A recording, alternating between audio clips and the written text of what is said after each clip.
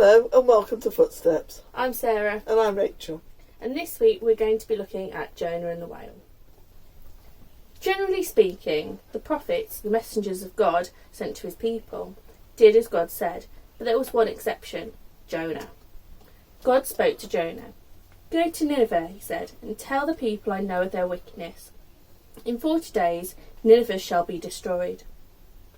Now, Nineveh was the capital of Assyria, and the Assyrians were the enemies of God's people, so Jonah did not mind telling the people of Nineveh that God was about to destroy them. But God is loving, he thought.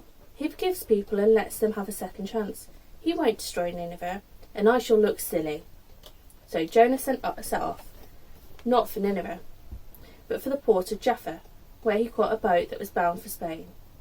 As soon as the ship was out at sea, God sent a great storm. The captain and crew were terrified. "Pray to your gods," they cried to the passengers. "Pray for your lives." Jonah was fast asleep. The captain shook him hard. "Pray for like everyone else," he said. "I can't ask God for help," Jonah said. "I've been running away from him. It's God who has sent this storm. Throw me overboard and the sea will be calm." At first the captain refused, but the storm got worse and worse. In the end he did as Jonah said. As Jonah plunged down into the water, the sea grew calm. And on board the ship the men gave thanks to Jonah's God. Jonah thought he would drown.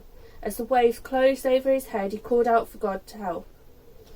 And God sent a huge fish that swallowed him alive. Alone in the dark, inside the fish for 3 days, Jonah was sorry that he had disobeyed God, and he said so. Then God gave the word, and the fish threw Jonah up on the beach. He had never been so glad to see the sun. He went straight to Nineveh to tell the people God's message. In 40 days Nineveh will be destroyed. And the people took God at his word. They changed their ways, every one of them, from the lowest slave to the king of his palace. God was glad. Because they gave up their wicked ways, he did not destroy them.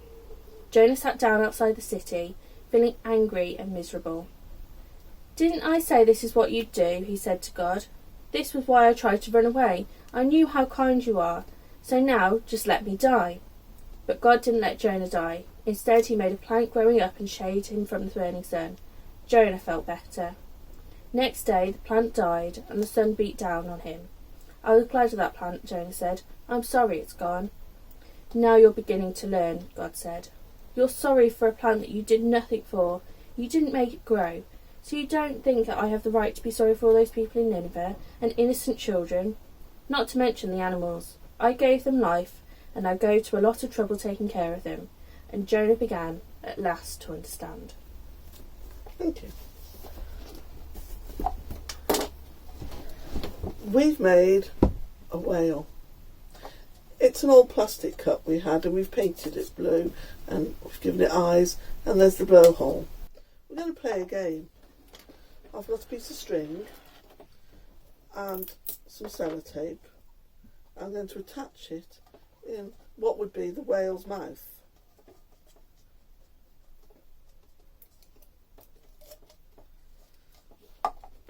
And then I've got Jonah.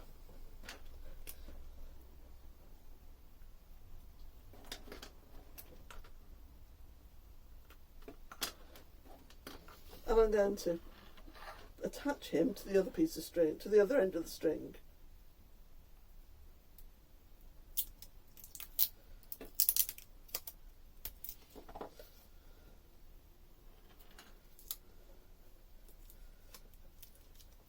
Now let's see if this works.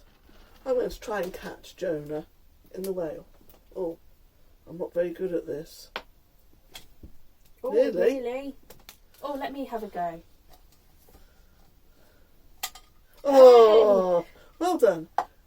Hope you have fun doing this at home. See you next week. Bye.